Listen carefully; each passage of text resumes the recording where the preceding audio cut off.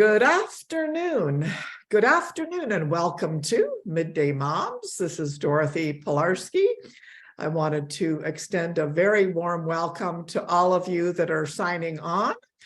I would ask if you could, in the chat box, to tell us where you're from. We love knowing who's here. So you might say, hello, this is Kathy from St. Catharines or Donna from Delaware. We love hearing from you. We love knowing who's here. We love knowing who's, we just love knowing who's here. So some of you have signed on to Midday Moms many, many times. And for some of you, this is your first Midday Moms. And so for those of you that it's a very first Midday Moms, this is a particularly warm welcome. Our ministry is Faith Partners with the Archdiocese of Toronto, and we are on a mission to revive the vocation of motherhood. And so if you'd like to know more about our ministry, you can visit our website. I always say it's 3 words, so it's very easy to remember. CatholicMomsGroup.com, CatholicMomsGroup.com. And before I forget it, I should welcome, my goodness, I should welcome Father Tom Kluger. Father, just a big, big warm welcome. Thank you so much for joining us today. Dorothy? Yeah, could you tell us a little bit about yourself? Okay, so as I like to tell people, I was born in the centennial year of Canada, also the year the Leafs last won the cup. So I was once talking to a group of school children. I was visiting a school, and this little boy, I don't know, grade 3, I think, they don't have much decorum, so he just asked me, "How old are you?"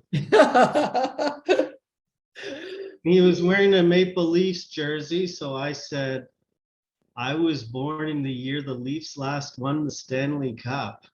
And his eyes just bugged out because, ancient history, it was around the time of Jurassic Park, so.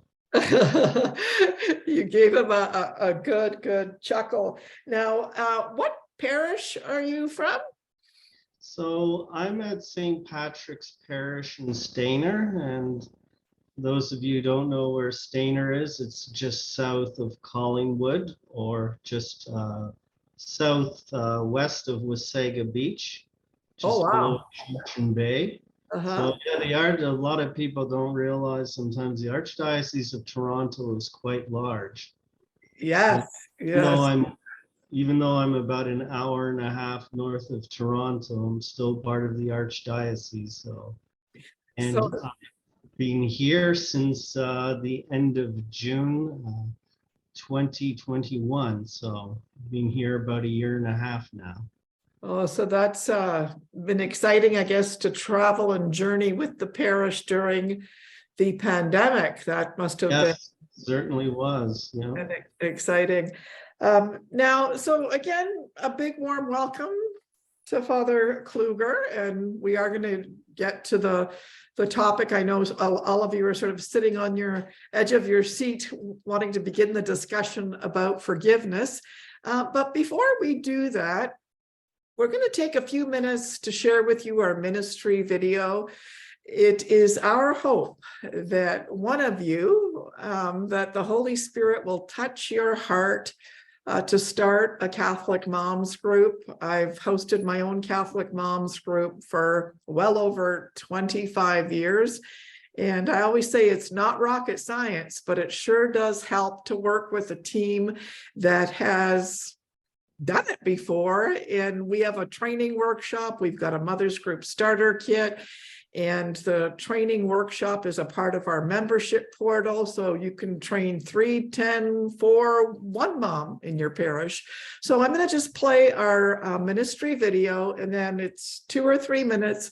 And after I play the ministry video, we're going to head over to our talk. So if you want to be just patient with me, if you could. So again, the website, CatholicMomsGroup.com. we can help your parish start one of 3 groups, a group for mothers only, and sometimes that's most often an evening group, a mothers and tots group, which is usually a morning group, or virtual meetings as well. Our ministry provides the training, the curriculum, and a community of mothers group leaders. We've helped start mothers groups not only in the Archdiocese of Toronto, but we also have mothers groups in Peterborough, in St. Catharines and Hamilton, and many of them in the United States. We've got one in Maryland, we've got one in Colorado, we've got one in North Pole. Anyway, many US states now. So we're excited about the ministry growing. Mothers, by our very nature, we are nurturing, loving caregivers. We are social beings, made for friendship and community. We are also spiritual by nature, made by a loving God to know Him and love Him, and to pass this love of our Catholic faith on to our children. But right now, many mothers feel overextended, distracted, and exhausted. Though as Catholics, we have the community of our church, many mothers attending Mass could not name the mom sitting next to them in the pew they share. Community and support among Catholic mothers is desperately needed in this hectic and chaotic culture. Your parish needs you to bring these moms together. Hi, my name is Dorothy Pilarski. I'm the founder of Catholic Moms Group. We at Catholic Moms Group are on a mission to revive the vocation of motherhood. We exist to bring together like-minded, faith-filled mothers who crave community and are focused on spiritual growth, Catholic teaching, and fellowship. Can you imagine a thriving, engaged mothers group at your parish? A group of moms in love with their Catholic faith, ready to serve other mothers no matter what stage of motherhood they're at. Can you imagine what a difference that would make at your parish? Starting a mothers group, it's not rocket science, but working with a team who's done it before and who's done it dozens and dozens of times sure does help. The Catholic Moms Group membership site is an online community that offers training, resources, and dozens of tools for parishes to help them start a mothers group quickly and efficiently. We're here to provide you with a clear path to launching a Catholic Moms Group at your parish. All of our materials are 100% Catholic. We have clearly laid out meetup plans for both moms groups and toddler groups. We are obedient to the magisterium of the Catholic Church. We have created dozens of tools that are going to save you time and energy. And besides that, we love our Blessed Mother. We constantly turn to her for her intercession. You can make a huge impact in your parish, so join us. We are revolutionizing the way parishes start mothers groups by providing parishes with a Catholic mothers group starter kit and by nourishing and training a community of Catholic mothers group leaders across the world. It's time to start a mothers group at your parish. Join us today.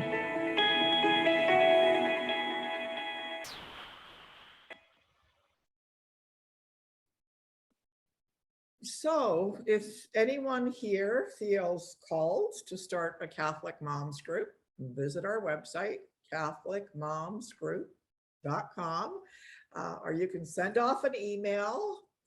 I always say, priests need help. And so if there's this group of moms at the parish that are committed to spreading the faith and meeting and having coffee and muffins, it's a good thing for everybody. And you'll notice that in many of our videos, there are vintage moms, such as myself, and younger moms, because sometimes the younger moms are exhausted because of a child's earache and so on and so forth. So we like to have them working in tandem. We like to have them working together.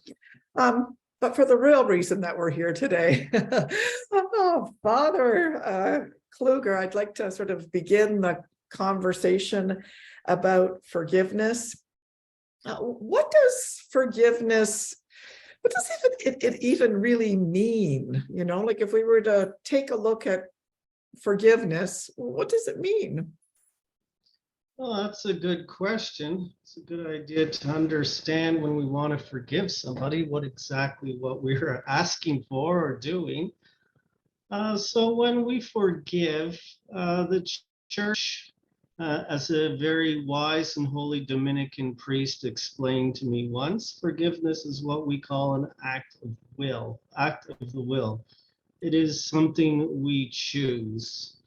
We means that we're offering the pain, the hurt, the betrayal, however you wish to put it. We're offering it to Christ.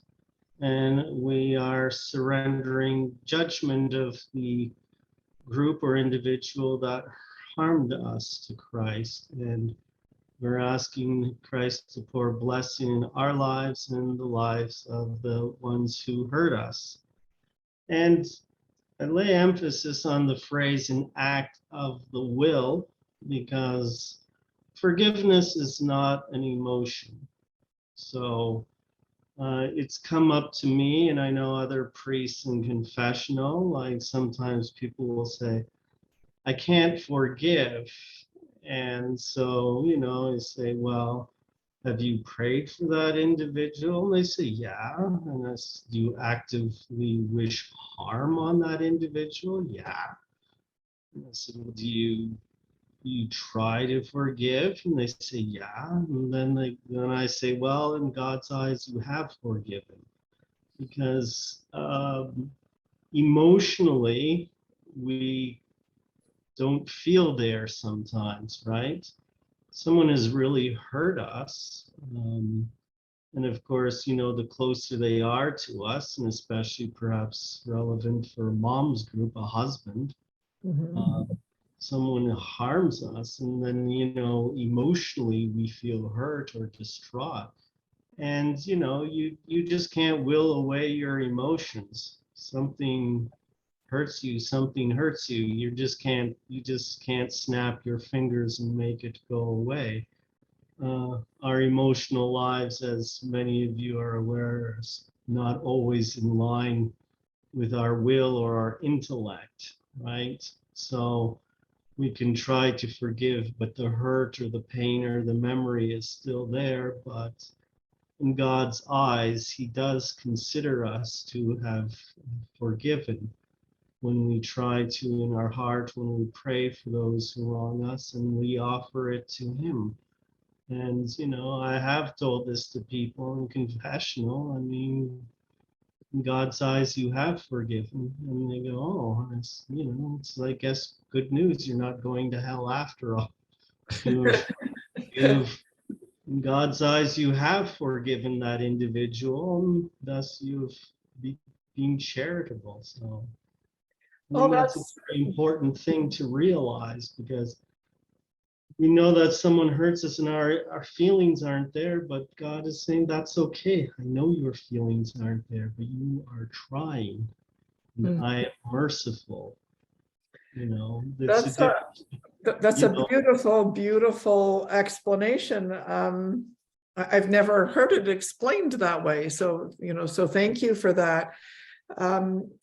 And, and particularly in family life, it could be either our, husband that hurts us. It could be our children. Many, many, many moms have written me or called me or texted me or messenger, that despite their efforts to pass down the faith, that many times, kids aren't practicing the faith and so on and so forth. Now, what would you say, Father, like okay, so let's pretend, someone has hurt me or wronged me or offended me deeply. like, what is the actual process of forgiving? Like, how does one forgive? Is it just an internal process? Is it, do you have to re-engage with that person, or do you just like cut them off and not deal with them anymore? Depending, of course, on the gravity of the offense. How does one technically forgive? Well, to cut somebody off or not, just to what you mentioned there, I mean, it just depends on the person. Like, I've known some people being hurt by individuals who are, I think clearly mentally ill. Sometimes even some cases, there is almost a demonic element. And I think in cases like that, you can always pray for somebody at a distance. And in cases like that, it just might be better off to keep your distance. But as far as the steps for forgiveness, of course, we always take a moment afterwards to examine our conscience. We have to start with ourselves, of course. Did I do anything or say anything which might have fed into this situation to begin with? Because sometimes people get angry and fed up with something we might have done or not done or what have you, and they lash out at us. And it comes as a shock to us. It's like a bolt out of the blue, but perhaps there's something we did that's been simmering in that individual's heart for a while now. All of which is to say, to try to, just examine your conscience in the light of it, to step back for a moment and say, did I contribute to this? I mean, but if after having done that, we really don't see that we've done wrong, or the wrong we might have done was small in comparison to the reaction or what was done to us, then that is the time, of course, to start praying. Offering it to God, of course, but also realizing that, as trite as that sounds, we are hurt, right? To give an example, let's say I was driving along and I accidentally hit somebody on the sidewalk, right? And that individual forgives me. Well, the person whom I hit with the car, they're probably going to have a very lengthy recovery.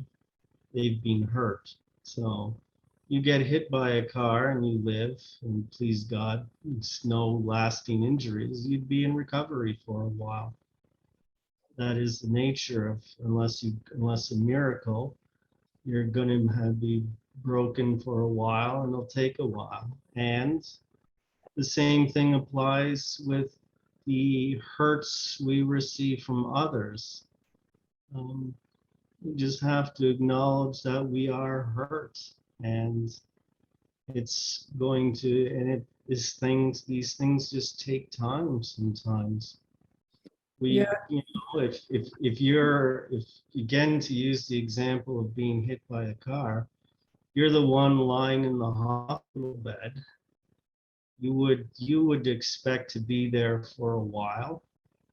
And if you've been really hurt by somebody, if again, your husband or an old friend or something like that, you just have to acknowledge you are hurt, and you're going to take a while to get over it. And I think some Catholics expect, if I forgive X, I will instantly feel better, but it's not like that. For great hurts, forgiveness is an ongoing thing. Yeah, no, one thing that, all of us here, I'm sure, have been hurt on different levels by different people, and sometimes our employers, and sometimes by a parish priest or a co-worker. We've all had certain hurts. And I think that, beginning with an examination of conscience is, such an important thing. And examining, our own sinfulness, I think, is, extremely important, or our part in it, our part in it. And a couple of years ago, I came to see that Dorothy Pilarski, she has a problem with forgiveness. And how did I come to see that? It was interesting. My daughter, who, I don't know, in grade 9 or 10, had a very, kind of close friend uninvite her to a birthday party that she had bought a dress. She was so excited to go because, and the girl, for whatever reason, uninvited her to come to the party. So as a mother, I was crushed, for my daughter, and watching my daughter sob and watching my daughter wonder why. And so it not only did it hurt my daughter, but it also hurt me. And I thought, never again. I'm having nothing to do with, let's call her Susan. For that's it. How could she do that? And that's terrible. It's unforgivable because I saw my daughter suffering so much. Well, fast forward 2 or 3 years, my daughter is going for a coffee with Susan. My daughter is going here and going there. And I was like, how could you do that? And she goes, Mom, Susan, that was grade 9. She was immature at that time. She's coming to maturity now. She's apologized. And my daughter could forgive it, and I couldn't. And I recognized sort of that I had this habit that, when I was hurt, it was very easy for me to move on, right? And watching my daughter forgive this person and that person, I thought, I've got to dig deeper. I've really got to do some spiritual work. And it was my daughter who, she goes, isn't that what the Catholic Church teaches? Aren't we supposed to forgive them 777 times? Mom, and so I thought, oh my gosh, I'm entering into my vintage years, and I'm just beginning to see that, Pilarski has this problem. Oh, good. God bless your daughter. Yes. She knows her faith. You just touch on something else too. We talk about forgiveness, wrongs done to us, but sometimes when it's a loved one, it actually just makes us that much less ready to forgive. Sometimes people wrong us, we forgive, but you hurt somebody I love, and it's I guess for you, you are in your full mama bear mode. yeah. But I'm like, what's wrong with me? I'm like, she's forgiven. She's going out with her. They're having a blast. They're, FaceTiming. They're super good friends. And I'm sitting there in my, resentment from I don't know how many years ago. And so I've been taking some of my old resentments to confession.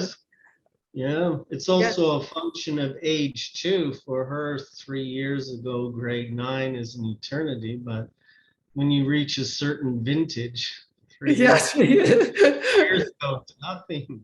It's nothing. So I guess the other thing too that we need to consider when we're forgiving someone is the gravity of the offense, because I know that there are, women, and I'm one of those women, but we get upset because our son-in-law didn't come over for the dinner, or we get upset because just sometimes for very trivial things.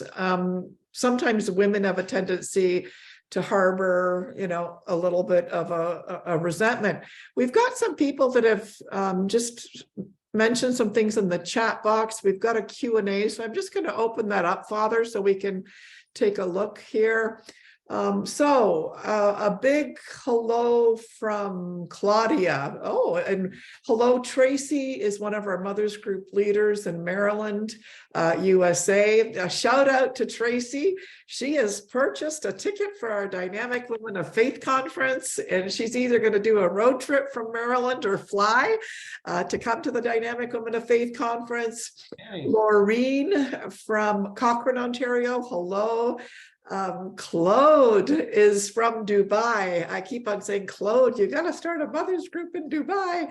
Okay, and then we've got Lisa from Wolf Island. Oh, and she says, hi, Father Tom. She must know you. Back, Lisa. Kaylee Garcia from East Gillenbury. Welcome, Kaylee. Kaylee's approaching her parish priest this evening and has a meeting planned to see if she can start a mothers group there. I'm going to ask all of you today to pray 2 or 3 Hail Marys for Kaylee as she enters into that meeting. Aloha, we've got Lynette from Hawaii. Are you going to start a mothers group? I delivered the workshop, how to start a mothers group for the Honolulu Diocese, but boy, wouldn't I love for their mothers group to start. Hello, okay, hello from Mississauga, Liz. So we've got a lot of hellos. We've got a question here from an anonymous attendee. How and what would you do if the person who has passed away, but you still hold the pain within your heart? Would it be better if we wrote out all that hurts us and offer it to God?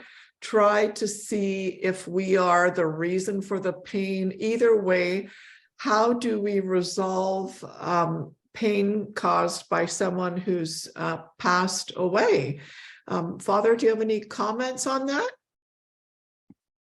Well, first, of course, as always, it is a spiritual work of mercy to pray for the dead.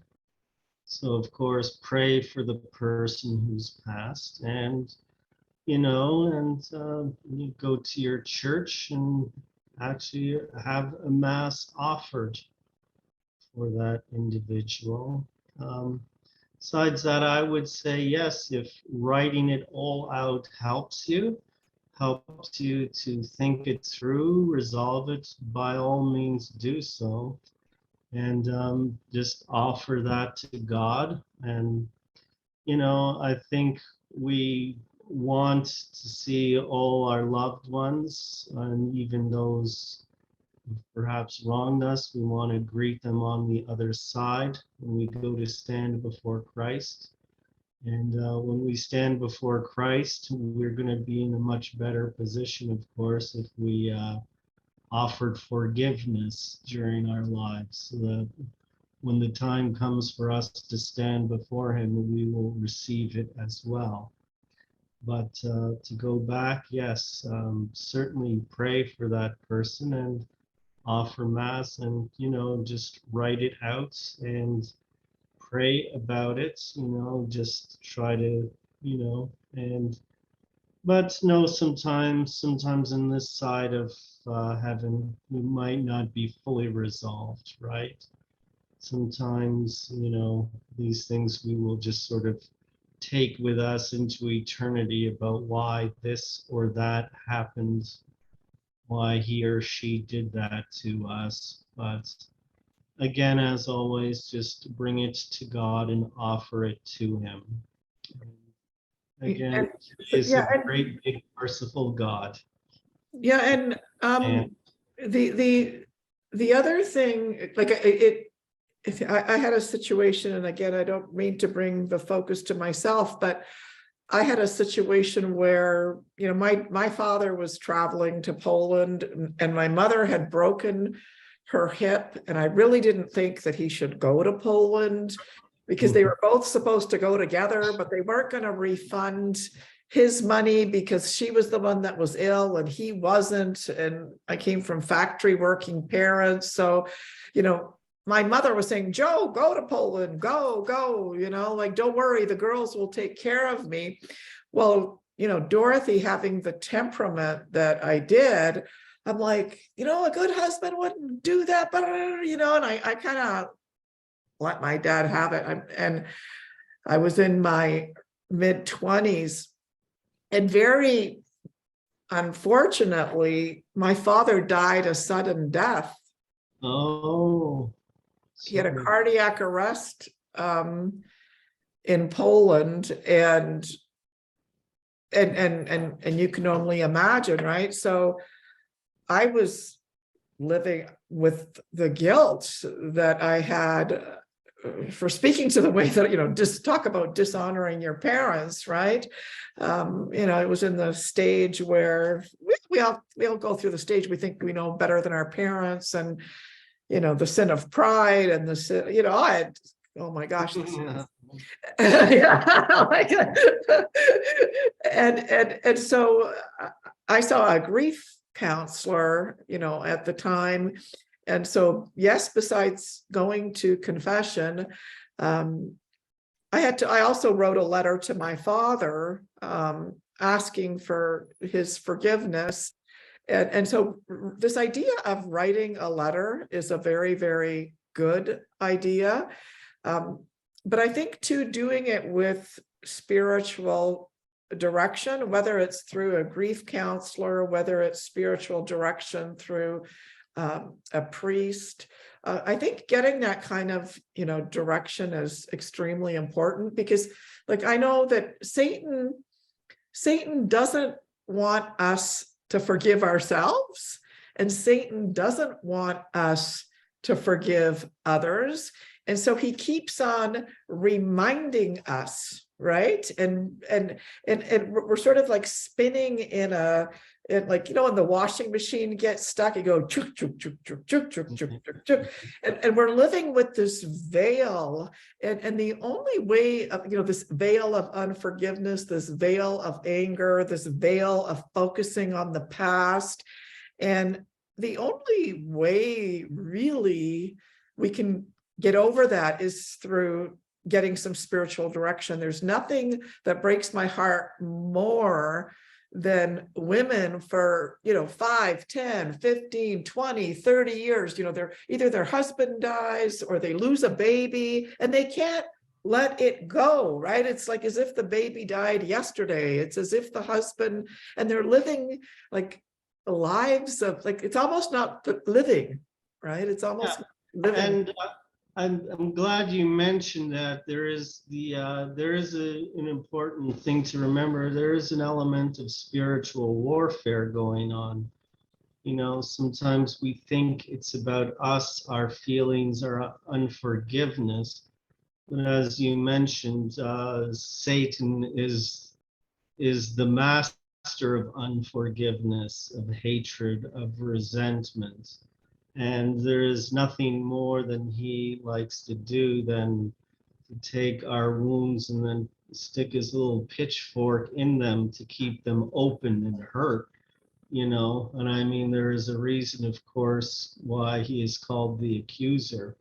Because, he accuses us and he wants us in our turn to accuse others. So, that is an important thing to remember. And of course, for help with forgiveness, as you mentioned, confession is a very good thing too, because we want to help not poke the wound, but lance the wound, drain it, or however you want to put it, and, to bring that to the healing light of Christ when we realize, oh boy, what I really do think as you mentioned, I still hate this guy's guts for X number of years afterwards. And you have to, I think confession is a good thing when you're having this persistent problem, because it is the healing love of Christ that steps in there.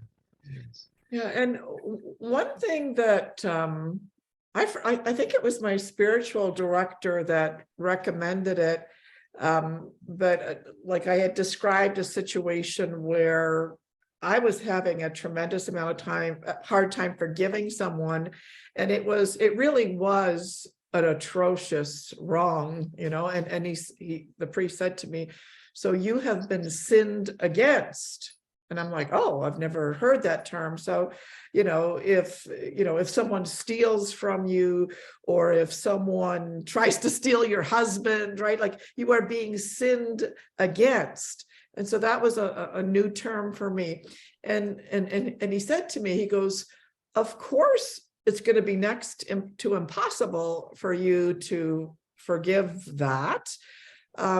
He said, but you do receive the Eucharist. And so as you're receiving the Eucharist, he goes, why don't you say to Jesus, Jesus, I am unworthy to receive you. I need you. I can't forgive Billy Joe or Jane or whoever, but I am asking you, who are now coming into me, to do the forgiving for me. So it's like you're sort of saying to Christ, I cannot do this, and to offer Eucharist for that. That's very interesting you mentioned that, because there was, again, I've been blessed in my life to have known many good and holy priests, and that have, who of course, helped to form me to become a priest, hopefully a good one. I'll let God decide that. Many years ago, there was a priest talking with this lady, and this woman mentioned to him, I've been able to forgive a lot of people in my life, but there's this one situation I can't forgive. And there was this man who murdered my daughter. Oh my God. Of course, he, wow, that's a biggie. I mean, for a mom to lose her child is terrible, but it was in that sort of circumstances when killed. It's awful. And so he just said, okay, tell you what, just close your eyes for a second and let's picture something, okay? And he said, okay, now picture you are on Calvary and the Lord Jesus is being crucified. And he said, now picture the mob in front of the Lord. They are jeering at him. They are insulting him. They are screaming all sorts of abuse at him. And she said, okay. And she said, now picture yourself, you are being crucified on the other side of his cross. And she said, okay. And he said, now I want you to picture in front of you the man who killed your daughter standing beneath the cross. And this was very painful, but she said, okay. Now he said, now when the Lord spoke the words, Father, forgive them, they know not what they do. I want you to picture that forgiveness of his flowing through the cross to you and to that man. Do you think you can do that? And she said, yes. Okay. And she did. And she was very grateful for that. And there is a famous line in Shakespeare, of course, to err is human, to forgive is divine. And I think in a way that's literally true. Forgiveness for a human is not the usual order of things. It kind of can grate against our fallen nature. And so, in a way, forgiveness is divine in the sense that forgiveness is something that God himself has to help us with. And, my spiritual director, when I was in Madonna House, said, a well-handled enemy will boot you upstairs to heaven a lot more quickly than even your best friend will. Oh my God. Oh, could you say that again? I love that quote. Could you say it again?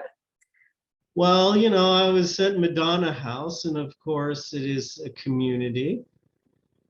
And in community living, there can be ample opportunities to need to practice for forgiveness. And I was talking with my spiritual director, and he said to me, Tom, a well-handled enemy you pray for, but that's why he meant well-handled. A well-handled enemy will boot you upstairs to heaven a lot more quickly than your best friend ever. Oh my goodness, that is just that's a very, very powerful quote. The other thing I want to kind of like just speak to some of the moms, the women here, maybe in a mom women kind of language, but there's always something, I think, either about one of our kids or our husband or our neighbor. There's always something that drives us crazy. I don't know if it could be the fact that your husband never put stuff into the laundry hamper, or it could be that you're the one that's always stuck making dinner, or or it could be that your daughter says she's going to come over and then she doesn't, and you're the type of person that if someone says something, they're going to do it.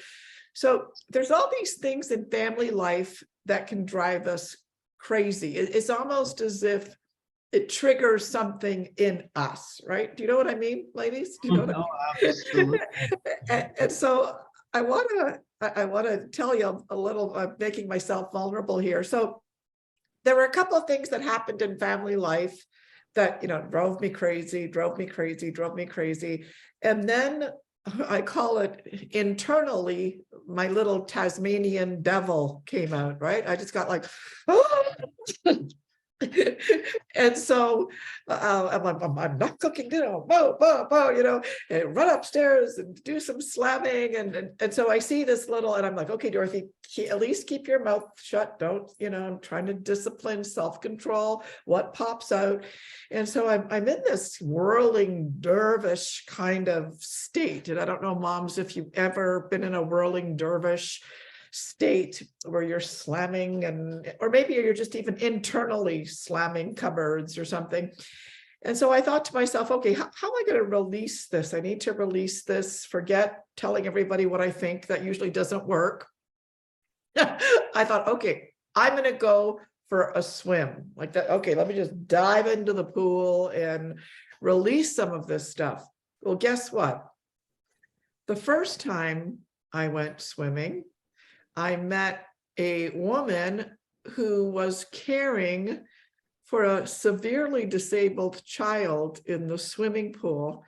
The severely developmentally delayed child was actually a 42-year-old. And this caregiver said, well, her parents are in their late 70s. And I come to her to take her swimming. And I was like, oh my gosh.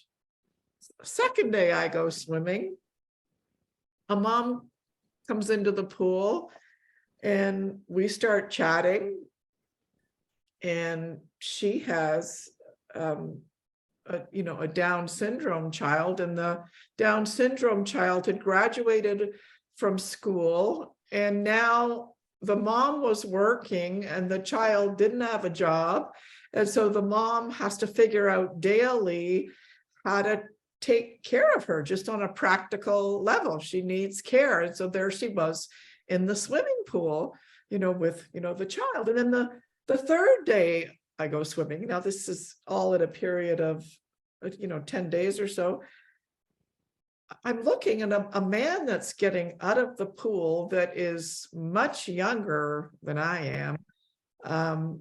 You could tell that he either had MS or he had had a stroke, and he was barely walking with his walker after he got out of the pool, right? And it was like God was speaking to me in the pool. It's like, Pilarski, you're complaining about these things that drive you crazy. These are your crosses that are driving you crazy. Yeah. everyone is carrying a cross. And so, so I've been working with my spiritual director. It's kind of like, okay, in those moments where you're about to go crazy, you need to pray to the Holy Spirit. You need to forgive those people around you for not doing what you want them to do at a particular moment in time, right? Because that's, again, the sin of pride. Sorry, I went on too long, but No, sometimes it's a good point. Sometimes, yeah, a failure to keep things in perspective. I mean, there are no times I've been wondering about, where am I going to find time to write a homily or this or that? And then I get called to the hospital, and someone who's in their 50s, or, roughly around my age, is dying, and the family is standing there crying. And it's like, well, I guess that just put my problems into perspective. I certainly don't have to deal with that. So, yeah, and sometimes we just need the Holy Spirit to give us a little poke. and to remind us. So, Father, what would you say, or just to kind of, we'll slowly begin to, I think we've got another question here. Let me just check what the question is here. Oh, no, okay, that's the same question, so I won't. If you have any questions for Father, please, someone was saying that we should make a t-shirt with that saying that the priest of Madonna House shared with you. So, Father, what would you say are some of maybe the keys to forgiveness then, if we were to kind of wrap up another question? Sure. Okay. Mm-hmm. Well, the first thing I would say, of course, just acknowledge the hurt. Don't be in denial.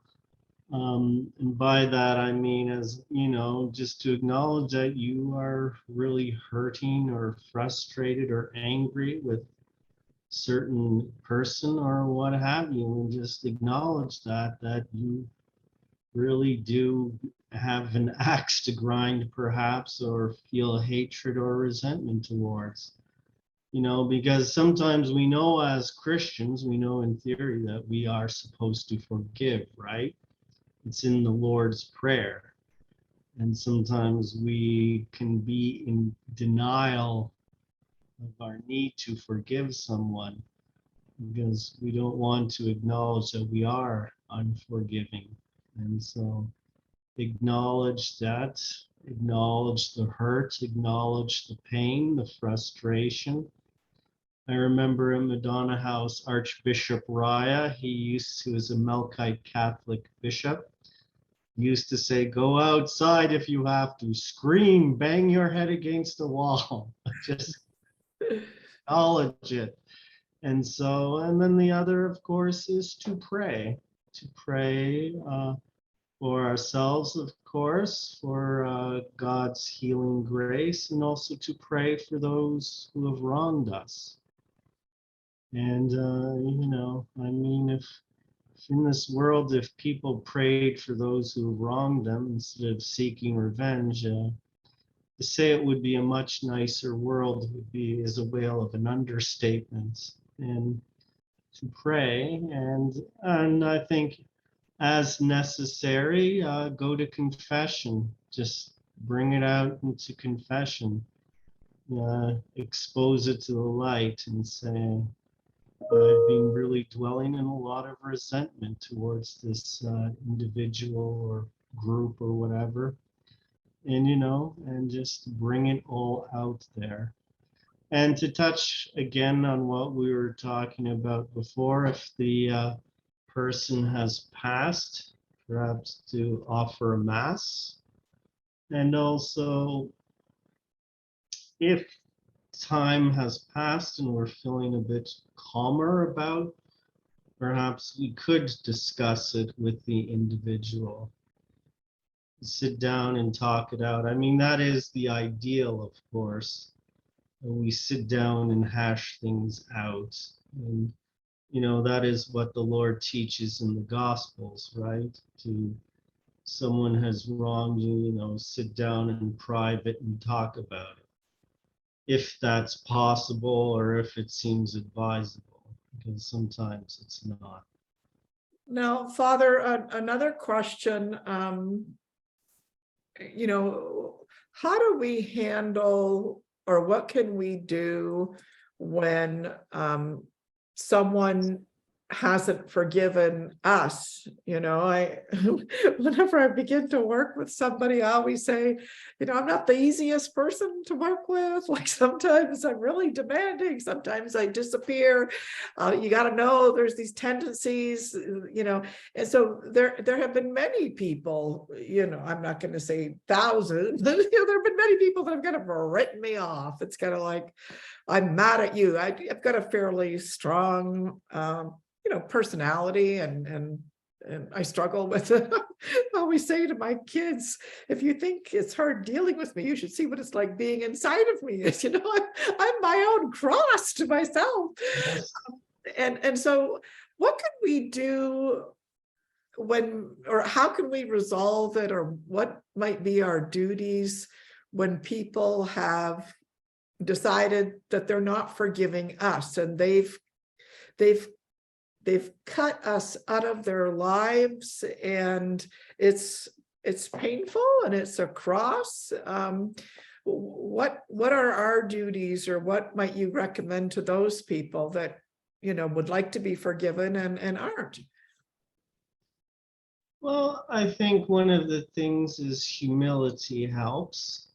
So just say to whoever it is, like, I'm sorry. Just apologize and just say, you know what, you're right. I am like that. So, and to be, sometimes being humble really takes a lot of steam out of somebody's boiler. Say, you're right. I have a tendency to be this or that way, and I'm sorry. It's one of my faults that I'm working on. And sometimes there's a humble admission. I've had to do it a number of times myself because I'm just not quite the golden vessel of humility yet that I'm called to be as a priest. And I love that. and I'm sorry, you're right. You know what? I was a bit condescending towards you or whatever. I'm speaking for myself, you know, like a fair number of other priests. I have a fairly intellectual or bookish background, you know, and so this has been my entire life, right? Whenever I hear an argument that uses questionable logic or reasoning or whatever, you know, it's not hard for me to become kind of snooty and condescending pretty quickly, like, what kind of garbage is that? So, Yeah. I would say that now, but you know, in the past, so sometimes you just have to say sorry. I do sometimes have a bit of trouble being condescending or whatever. And Yeah, so I guess apologizing. so yeah, and acknowledge that. And I think after that, if the person doesn't forgive you, then you know you've done what you can. As long as you can go before God and say, I tried my level best. And of course, if there's any sort of restitution that needs to be made, of course, try to do it. But, and of course, as again, that same spiritual director told me at Madonna House, you never close your heart to somebody. So even if they're not talking to you, even if they're not looking at you, you never close your heart, in the sense you never stop praying for them. You never stop wishing that God's blessings upon them. So you never close your heart. I think that's the most important thing. That's You don't want to develop a hardness of heart towards anybody. So, and that's the important thing, yeah. Yeah, and that's beautiful. That's beautiful, and I've never heard that before. So I appreciate that. And I know, again, I'm just gonna little shout out to moms, because like being a mom it's a complicated spiritual journey. And I know in my own instance, I had a niece that read a book called The Secret, which is, I have come to see it's a demonic book, The Secret. It's been read by millions and thousands all over the world. But anyway, I have a niece, and she read the book, The Secret. And so she decided that she was going to attract the right man into her life and the right situations by the practices in this book called The Secret. And she started practicing Reiki, and she left her husband and her children, because she was going to attract through the beliefs in the book, The Secret, all this goodness into her life. And at one point, we were very close. And then as soon as she did that, I did cut ties. I cut ties with everybody. And I was feeling a bit guilty about it, because I thought, oh my gosh, her children, her husband that was left. And so I spoke to a priest about it. And he said, well, you did that, Dorothy, because you were wanting to protect your own children, right? Because she wanted to lay hands on my kids and do Reiki on them. And oh, yeah, okay, sure. And so but now I'm kind of like, oh, okay, maybe I need to go back, and because now that my kids are adults and I don't have those same worries, but then she might not want to have anything to do with me now. So it's like forgiveness is complicated, and the decisions we have to make as a mother are difficult. And sometimes we do have to make a bit of a ruthless decision if it's going to cause harm for our family. Oh, I think it's spiritual protection of your family. There is a certain ruthlessness needed. And, we were talking about the spiritual dimensions of unforgiveness. And, I would just like to remind you and all the moms out there that because you are moms trying to practice your faith, the devil really has put a pretty big bullseye on your forehead. I mean, to seek to raise and nurture children and your family in the Catholic faith in this society, you can expect to have some demonic opposition in your life, and just take it for granted that it's going to be there. So, again, just understand, to reemphasize that there is going to be a component of spiritual warfare in all this, and just, not be surprised when it comes. Yeah. We're going to have to invite you back, Father, to have a conversation about spiritual warfare in the family, because it's a thing. It's a reality. I wanted to just to remind moms, right? It's just to remind moms that you've been given the gift of the deposit of faith. And one mistake that a lot of moms make is they begin to let themselves off the hook. Oh, well, my husband's not going to mass, so I'm not going to go. Oh, well, the teachers are putting up the, rainbow flag, so I guess, and we slowly begin to let ourselves off the hook, and Satan confuses us. And it's like, when you face the throne of God, you're going to have to explain why you didn't go to church and why you didn't bring the children. And so don't let yourselves off the hook, because there is spiritual warfare, right? We need warriors. I always am reminded that our Blessed Mother, yes, she was gentle, but yes, she also had the serpent under her foot, right? Mhm. And I'm sure she didn't get the serpent under her foot without being a strategic, good Jewish mother that kind of realized that there is a snake, right?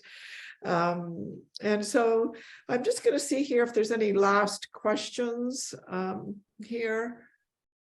Okay, we've got that is the same, come Holy Spirit. Let me just go here. Come, so thank you very much, sorry.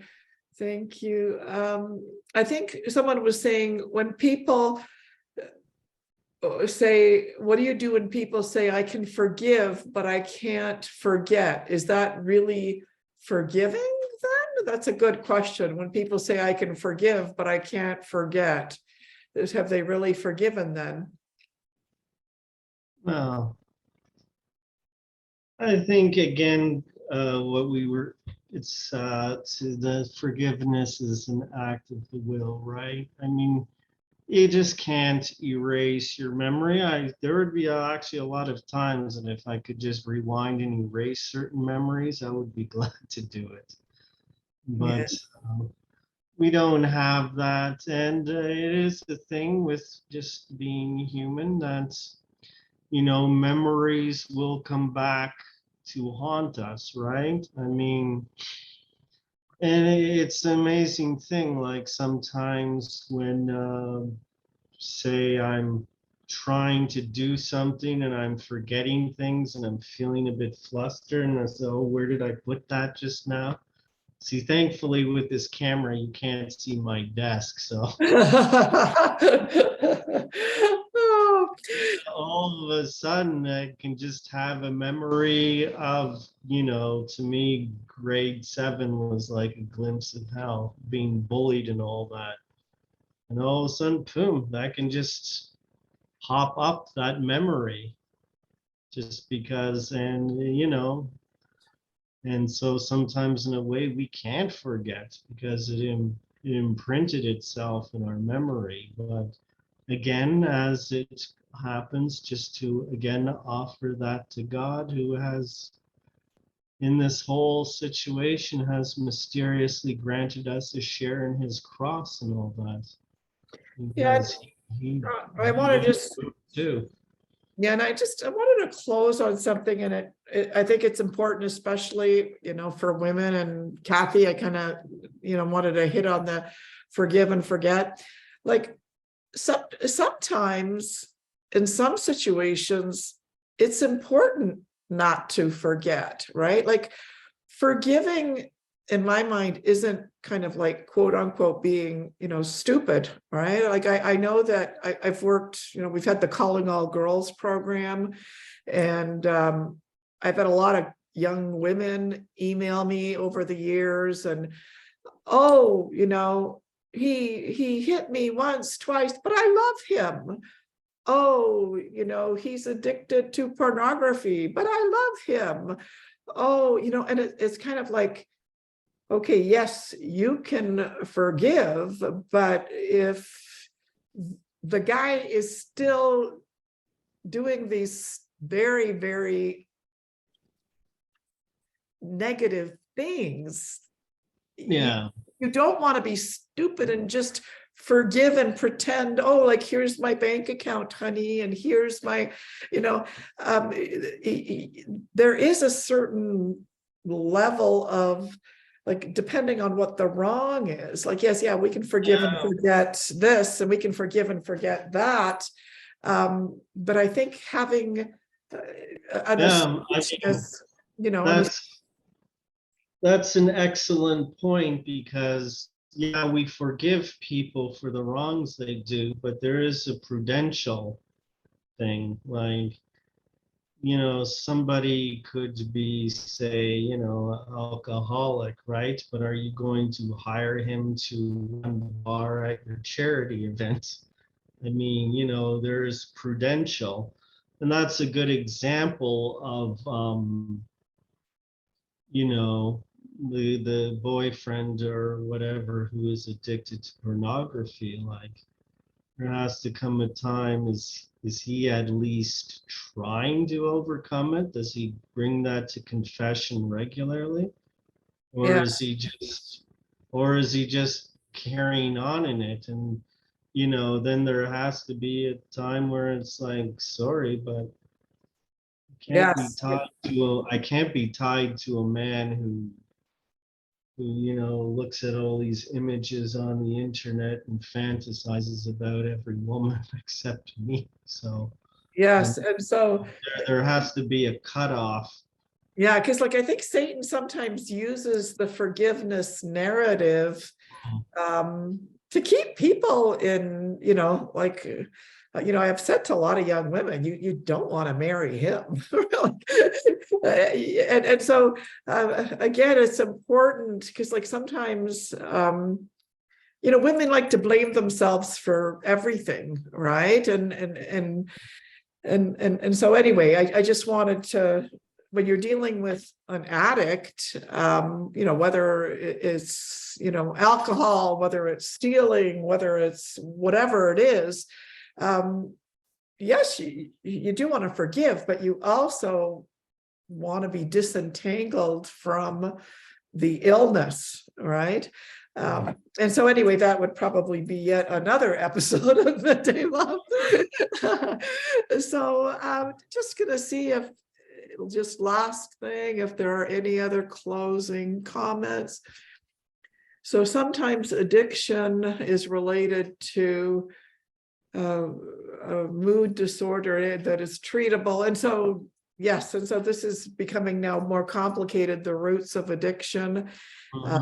And dealing with them and so on and so forth. But anyway, I wanted to thank each and every one of you for joining us today. I particularly wanted to thank Father for, his time, his insight. I would ask for those of you that can, and if you have the time, to pray a full rosary for Father tonight. As a thank you, as your way of thanking Father for joining us. I also wanted to remind all of you about our upcoming, let me just see here if I can find it, our upcoming conference on March the 25th. We've got Sister Deirdre Byrne, surgeon, soldier, sister, and servant. She's flying in from Washington, D.C. And anyway, you can get more information about that conference. It's our annual conference. We're in year 14 now. This year it's at the Old Mill. And yeah, we hope you can join us on the Solemnity of the Annunciation at the Old Mill. There is, of course, a conference registration fee for that, but you can visit our website, Dynamic Women of Faith, and get more information about that conference. There's limited seating. We usually sell out. I don't know whether we will this year because, people seem to be slow to come back after the pandemic, but please don't forget about it. And yeah, so thank you everyone for attending. Thank you, Father, for your time. If you have any questions that haven't been answered, email them to me. I'll forward them to Father. So thank you very, very much. I'll be praying a rosary for you tonight, Father. Thank you. Hopefully we can see one another in person sooner than later. That would be great. And I offered Mass for all of you this morning prior to my talk, so God bless all of you. Thank you. Thank you. Oh, that's beautiful, Father. Thank you. Thank you very, very much for offering a Mass for us. That's beautiful. Okay, everybody, thank you. We'll talk to you very soon. Keep on opening our emails and sharing them. Mwah, mwah, mwah to all of you.